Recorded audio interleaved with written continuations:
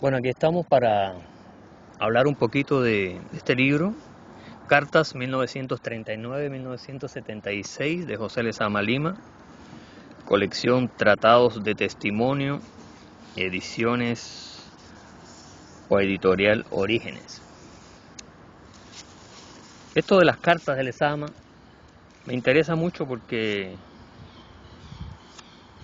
uno puede preguntarse si la obra de Lezama es solo la obra creativa o es la obra publicada. Yo creo que las cartas no son la obra, no son parte de la obra mientras no se publiquen.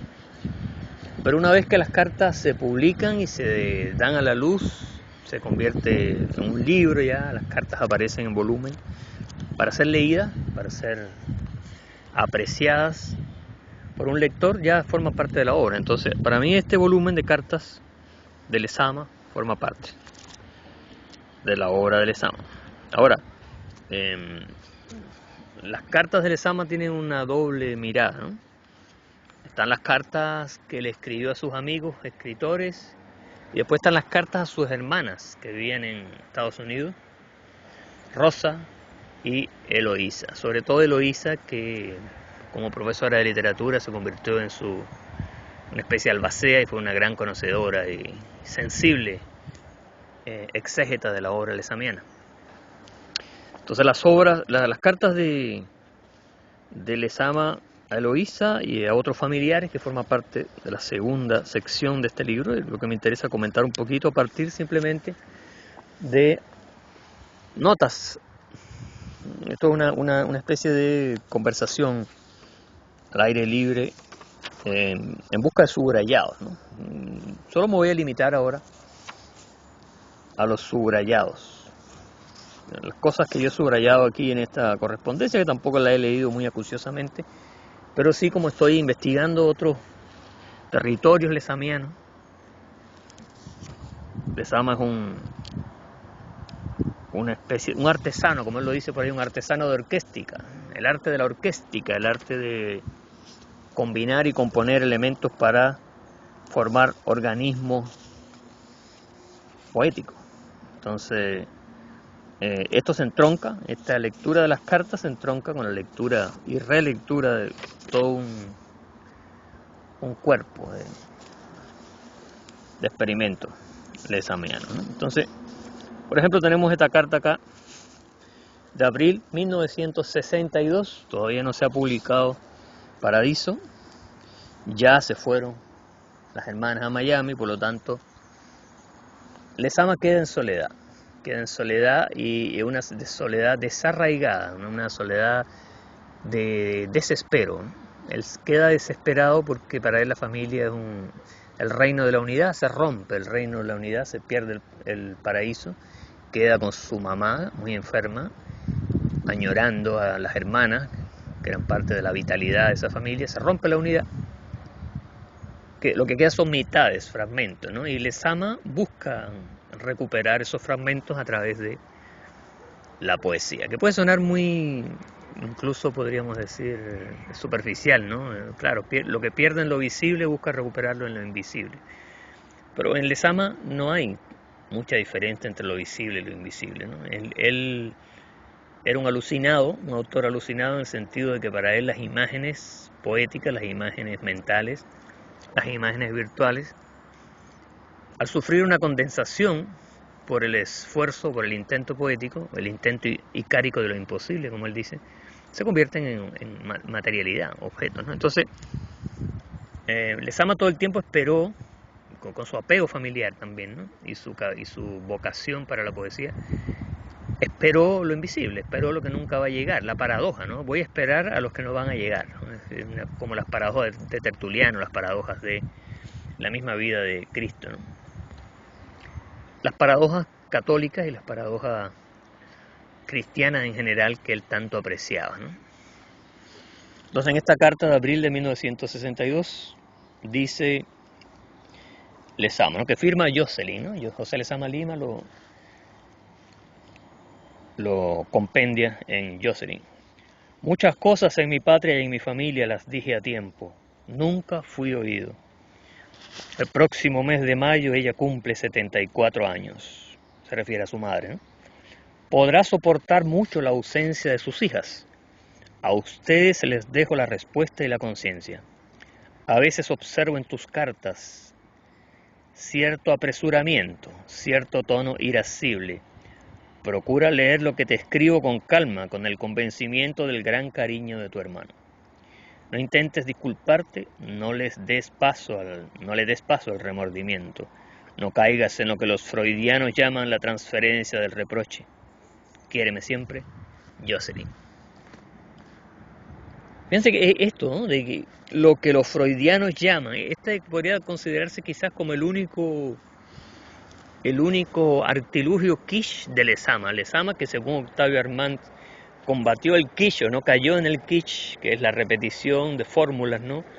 La verdad que sí cae en el kitsch cuando hay una fórmula del kitsch que es del que cita, ¿no? El que cita incluso a destiempo o a deshora, y es esto de que lo que ellos llaman, ¿no? Lo que Heráclito llama el fluir indetenible, lo que Parménides llamaría la esfera inmóvil, ¿no? Lo que Platón llamaría el mundo inteligible y el mundo sensible, la distinción que haría Aristóteles, etcétera, ¿no? Entre pensamiento e imagen, o la relación según Aristóteles.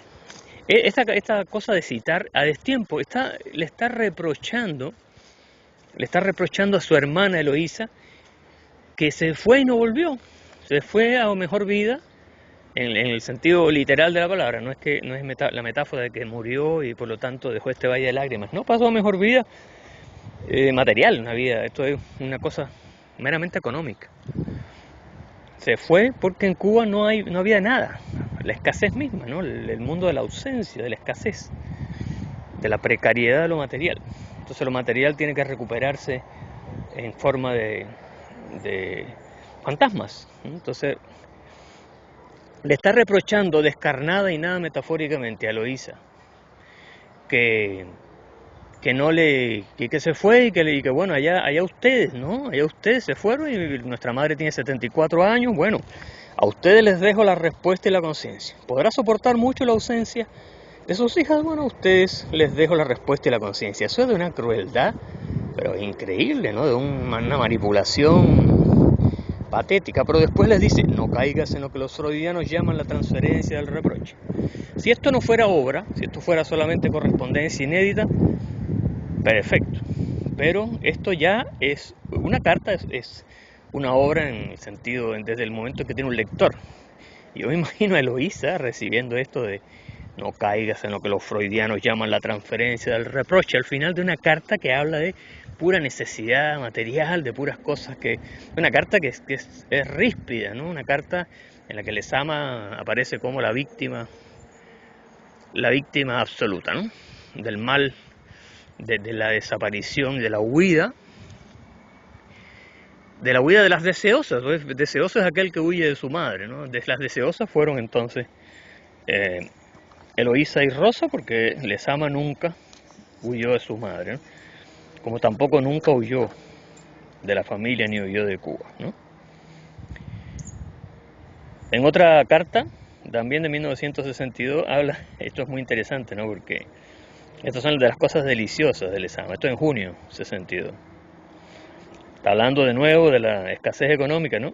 La lasquita de jamón, porque en Cuba se dice lasquita, la lonja, acá en Chile dicen la lonja, una franja de jamón, la lasquita de jamón.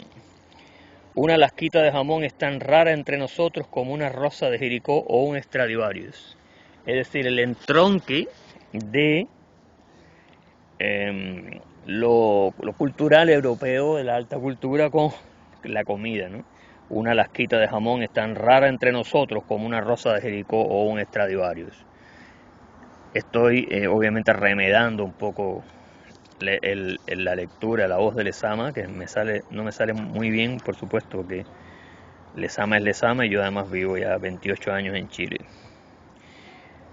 Soy más cubano en el sueño que en la realidad.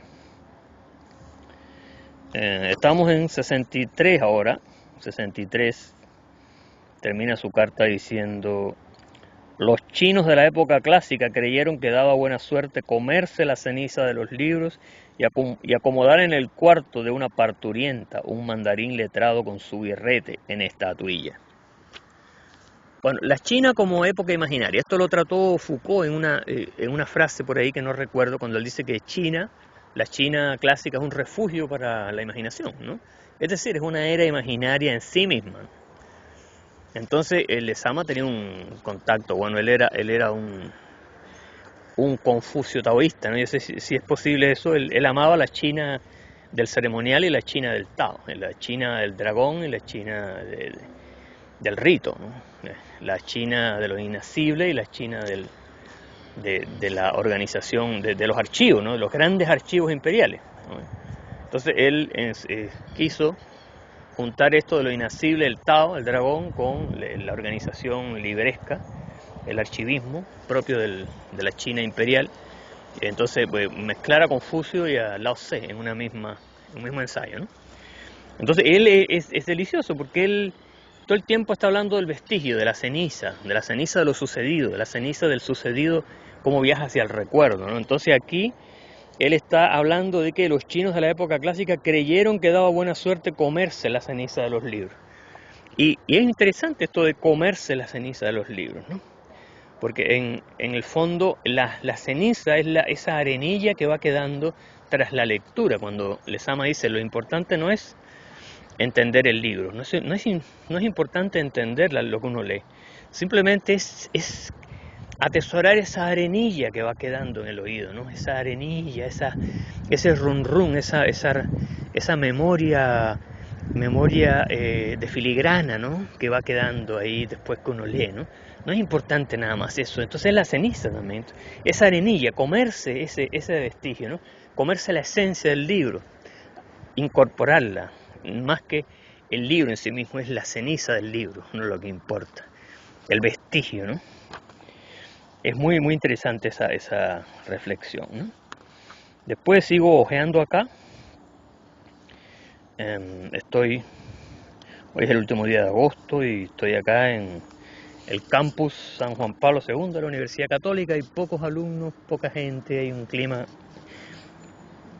maravilloso que recuerda un poco a...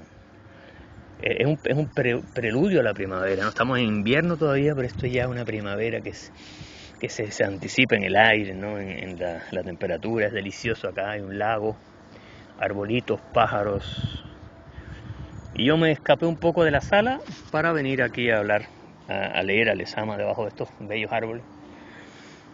Bueno, octubre 63, qué golpetazos huracanados, queridas, durante 7 días sobre Camagüey y Oriente. Nunca aquí se vio ciclón semejante, tan loco y arrebatado. El Cauto se alzó con fluencia de Orinoco y crecía como la olla del demonio.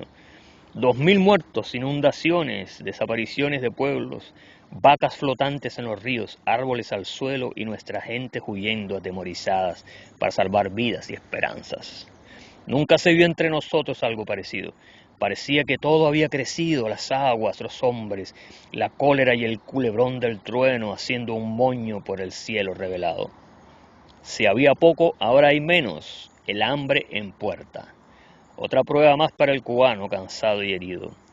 Los hombres y la naturaleza, el cielo y la tierra en un barullo inmenso, de aquí para allá todo trastocado y herido por horror. Pero en las provincias occidentales no hubo ningún momento de peligro, salvo muchas lluvias. Pero la orden de reducción de alimentos ha sido la mitad en todo. No hay café. Antes del ciclón el reparto de carne era de 2 libras cada semana. Para 3 personas ahora es 1 libra por semana.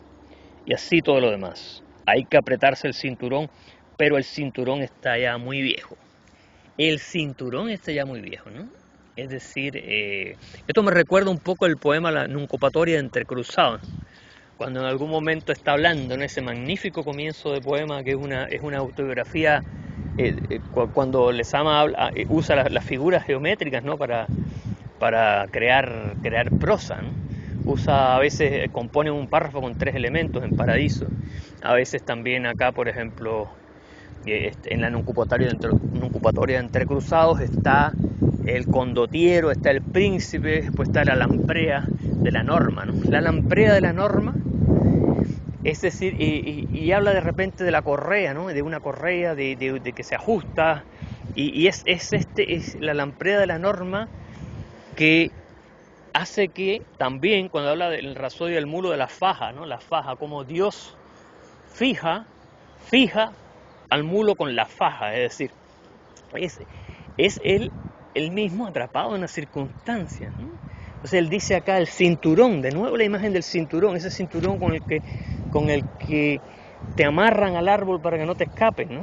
Ese cinturón que hay que apretarse. En Cuba es una frase muy dicha, ¿no? Incluso por Fidel Castro, hay que apretarse el cinturón, vienen tiempos difíciles, hay que apretarse el cinturón, pero dice Lezama que el cinturón está ya muy viejo, ¿no? Entonces esa lamprea de la norma, la lamprea, que es un animal que no tiene mandíbula, entonces no puede hacer más que deglutir las cosas así de una manera directa, prácticamente sin metabolismo, ¿no? No puede hablar tampoco, ese sin mandíbula no hablas, ¿no? Entonces, bueno,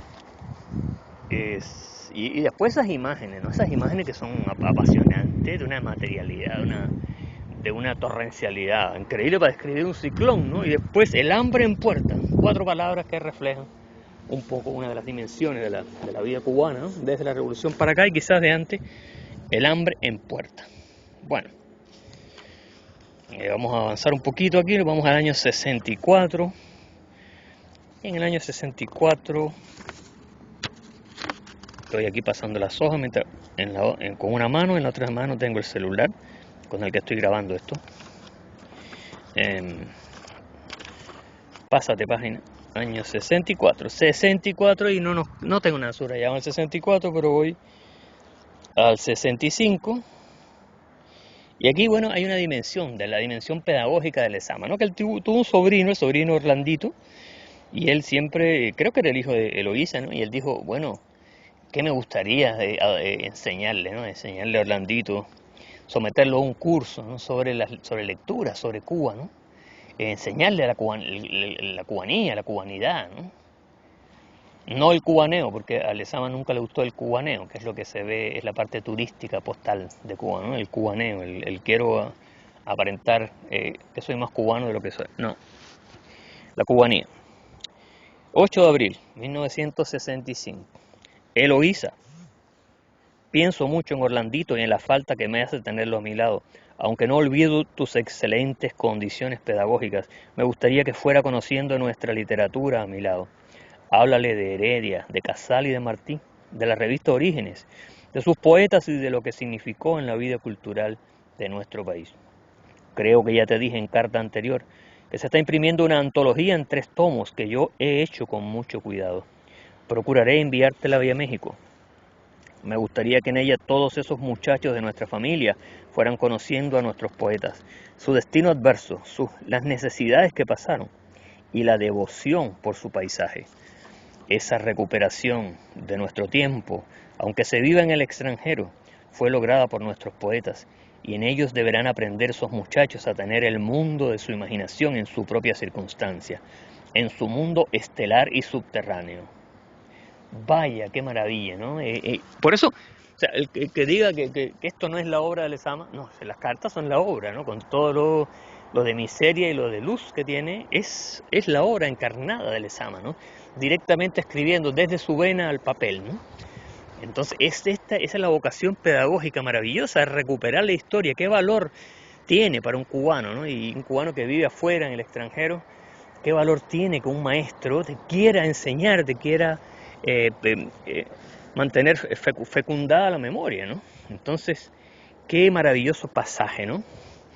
Es decir, en ellos, en esos poetas esa tradición poética que Lezama dominaba como la palma de su mano, en ellos deberán aprender esos muchachos a tener el mundo de su imaginación en su propia circunstancia, en su mundo estelar y subterráneo, es decir, unir el infierno con el cielo, esa vocación gnóstica, ¿no? Lezama era un cultor, a mi juicio, del gnosticismo, quizás sin que se habría asustado un poco si alguien le dijera que era un gnóstico, porque los gnósticos eran herejes del punto de vista del cristianismo oficial.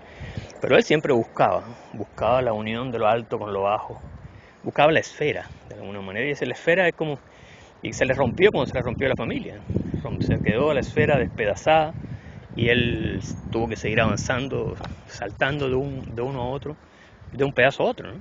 Entonces él de algún modo él busca en su pensamiento recuperar esa maravillosa unidad a través de la lectura atenta y dedicada de los clásicos cubanos, de la historia, revisar y repensar la historia cubana.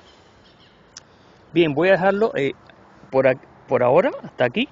Me quedé en la página 164 de este volumen maravilloso de cartas de Lezama, y después vamos a grabar algunos otros pasajes.